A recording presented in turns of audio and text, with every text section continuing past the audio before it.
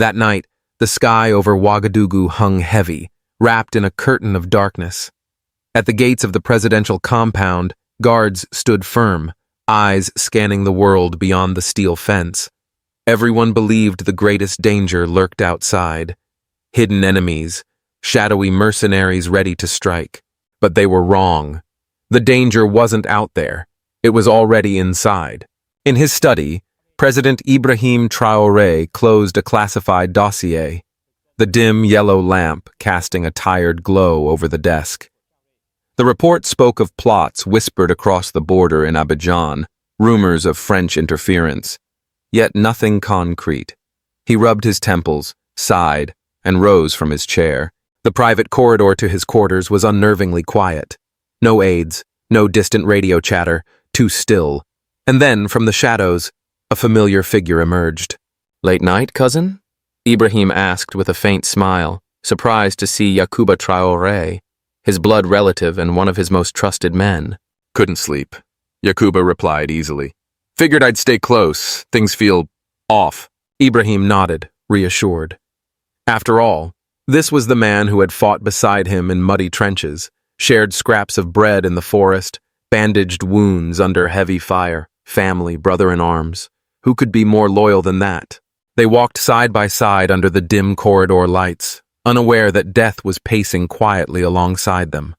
Hidden beneath Yacouba's black jacket, stitched into the lining, rested a silenced pistol, waiting for its moment. The darkness beyond the gates was nothing to fear. The true darkness was already inside the palace walls. The two men walked side by side through the marble corridor, their footsteps echoing softly against the stone. To anyone watching from afar, it was an ordinary scene. A president escorted by his trusted cousin. But beneath that calm surface, a storm was brewing. Ibrahim's mind drifted back to the jungles, to nights when Yacouba shielded him from gunfire, to days when they shared the last drops of water and scraps of dried bread. On freezing nights, they had curled up in muddy trenches, knowing that the survival of one meant hope for the other. What bound them together was not just camaraderie, it was blood, family, and something sacred. That was why betrayal never once crossed Ibrahim's mind. He trusted Yacouba as he trusted his own heartbeat. Yet with every step, Yacouba's chest tightened, weighed down by a secret too heavy to speak. Beneath the black folds of his jacket, the silenced pistol rested cold and still, like a serpent waiting to strike. It wasn't just a weapon. It was the embodiment of betrayal, of a promise broken by the very man Ibrahim called brother. Betrayal from an enemy is expected, but betrayal from blood, that is a wound that never heals. The corridor stretched endlessly, dim lights casting long shadows across the cold marble floor. With every step, Yacouba felt his heart grow heavier. Just ahead was the president's private door, and with it, his only chance to complete the mission he had been forced to carry out. His fingers brushed against the fabric of his jacket where the silenced pistol waited. One quick movement, a single second, and it would be over. No sound, no witnesses, just silence. But Ibrahim was no ordinary man. He was a soldier forged in the jungles, a man who had faced death more times than most could imagine. And in that instant, his instincts screamed. He saw it. The flicker in Yacouba's eyes, the slight hesitation in his stance, the subtle dip of his hand sliding beneath the jacket. To a stranger, it was nothing. But to Ibrahim, who had fought beside him for years, it was the unmistakable signal of death. He didn't hesitate. Ibrahim struck first. His left hand shot forward, seizing Yacouba's wrist just as the pistol cleared the cloth. A sharp metallic clatter rang out as the weapon hit the marble, sliding down the corridor. In that moment, the palace silence shattered, and with the sound of steel on stone, the truth was laid bare. The threat wasn't outside the gates. It was standing right before him. The metallic echo of the pistol hitting the floor faded into a heavy silence. Ibrahim drew his own sidearm in a swift motion, leveling it squarely at Yacouba's chest. His face was no longer surprised. It was carved from ice, the look of a man staring at the most painful truth. Yacouba froze, his hands rising slowly, sweat tracing down his temple. Ibrahim, listen to me, he stammered. Listen. Ibrahim's voice was low and steady, hard as steel. You ate at my table, slept under my roof. I called you my brother. And now you raise a gun at me? Yakuba bit his lip, his body trembling. I had no choice. They have my sister. If I refused, she would die. A storm of anger and sorrow twisted inside Ibrahim. He stepped closer, weapon unwavering. Who? Who gave the order? Yakuba shook his head, voice breaking into a whisper. The French. In Abidjan. They know everything. My rank, your schedule, even my family. I thought I could stall, warn you at the last moment, but it's too late. The corridor held its breath. Only the ragged breathing of two men remained, once brothers, now torn apart. One, a traitor crushed by desperation. The other, a leader betrayed within the walls of his own home. While the corridors of the palace in Ouagadougou still echoed with betrayal, hundreds of miles away, in a quiet villa on the outskirts of Abidjan, another man sat calmly, savoring his cigar. General Laurent Brissac, once a commander of French intelligence, now retired but still pulling strings from the shadows, sat in a lavish living room, dossiers stacked high before him. On the table lay a map of West Africa, dotted with red marks over capitals, barracks, and critical routes. Names were circled in black ink, officers, drivers, cooks, every weak link inside Burkina Faso's defenses. Brissac never dirtied his own hands. He had long mastered the art of letting others do the bleeding. One phone call, one promise of money or family protection, and the strongest chain in any palace began to rattle. To him, betrayal was not a tragedy. It was a tool. It was Brissac who had given Yakuba the pistol, and it was Brissac who knew. If Yakuba failed, others would take his place. The mission was never just to kill Ibrahim Traoré. The true aim was far more insidious. Break trust, turn his closest allies into looming threats, and hollow the palace from within. In the haze of cigar smoke, Brissac smiled faintly. The game wasn't over. It had only just begun. When the iron door of the black room slammed shut behind Yakuba, Ibrahim stood still in the empty corridor. The fading footsteps of the guards left him alone with the truth. Betrayal was no longer outside the gates. It had seeped into blood, into family, into the very heart of his power. Back in his study, the dim lamp cast a weary glow across stacks of classified files. Each line of text cut like a knife. Ibrahim knew that if he treated this as just another failed assassination attempt, the next one would succeed. This was no longer about a bullet. This was war, silent, invisible, fought in corridors, encrypted calls, and in the glances of men once called brothers. He picked up the secure line and ordered an emergency council. Deep underground, the war room lit up.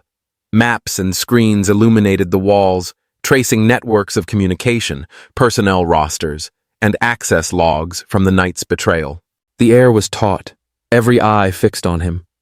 Ibrahim spoke without hesitation. Tonight, my cousin pointed a gun at me. Not for money, not for power, but because they had his family. That means they're already inside. And if we wait, there will be more Yakubas. A voice whispered, Do you want a purge? Ibrahim shook his head, his eyes burning with resolve. No, we don't run, we hunt. The plan unfolded. Yakuba would live, not as a soldier, but as bait. Every message he sent to Abidjan would now be written by Burkina Faso's intelligence. False deployments, fake orders, fabricated weaknesses. Every scrap of intel would be poison, fed back into the enemy's veins. He stood, pointing at the glowing red marks across the digital map. They thought they could rot us from within, but from tonight, every word they steal will be the rope that tightens around their necks. Silence.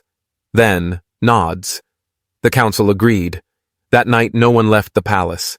Communications were severed. Every staff member was revetted. The compound transformed into a fortress, not with walls, but with vigilance.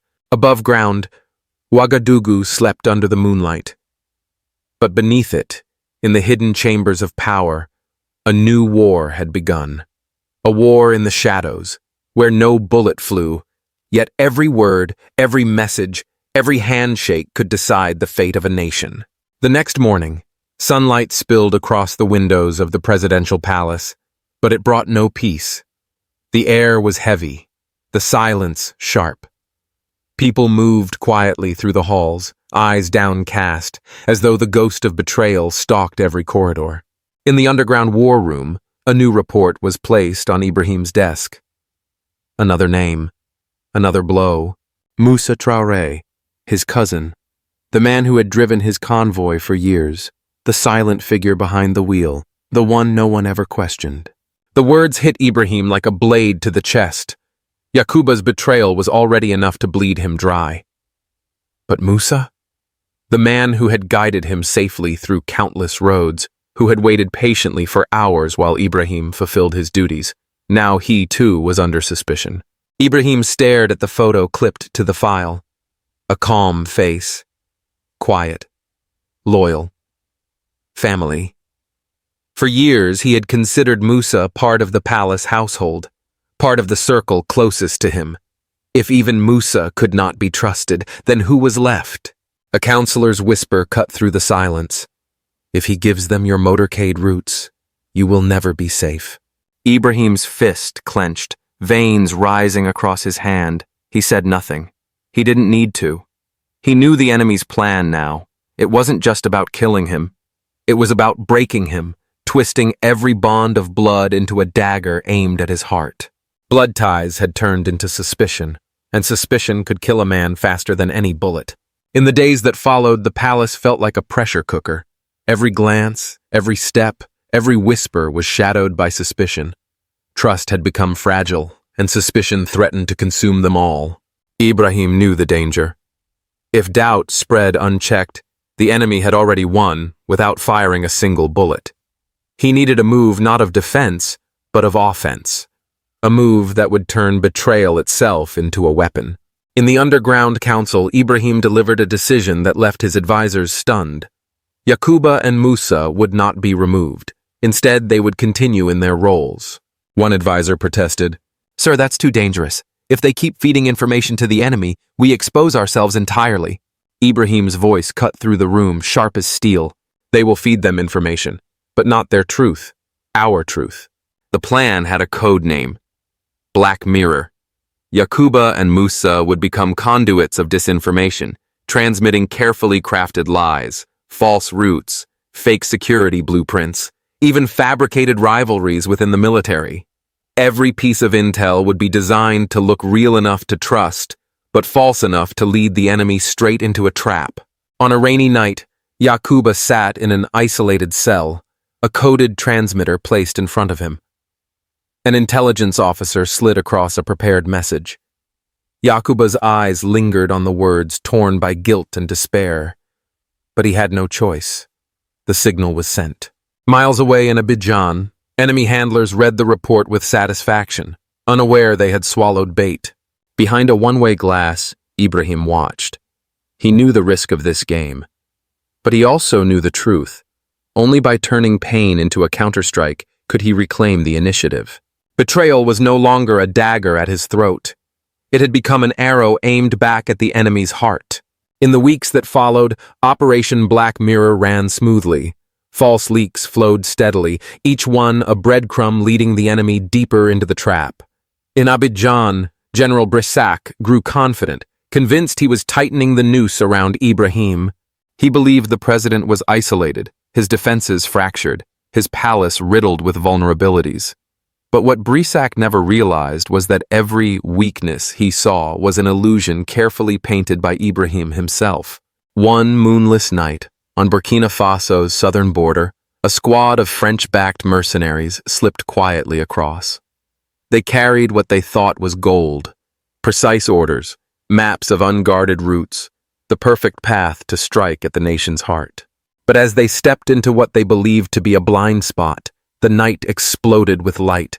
Flares blazed overhead, flooding the jungle with fire. Heavy machine guns thundered from the tree line, bullets raining down like a storm. Within minutes, the mercenaries' formation collapsed. Screams drowned beneath the crackle of gunfire. Survivors dropped their weapons, dragged to the ground by soldiers in camouflage. Shackled, they were thrown into armored trucks. On their captured documents were maps, lists, and proof. Clear evidence of France's hand in the betrayal. This was not just a military victory. It was a turning point in the entire war. In a field command tent, Ibrahim stood before a glowing map. His eyes were steel, his face unshaken. There was no smile, no celebration.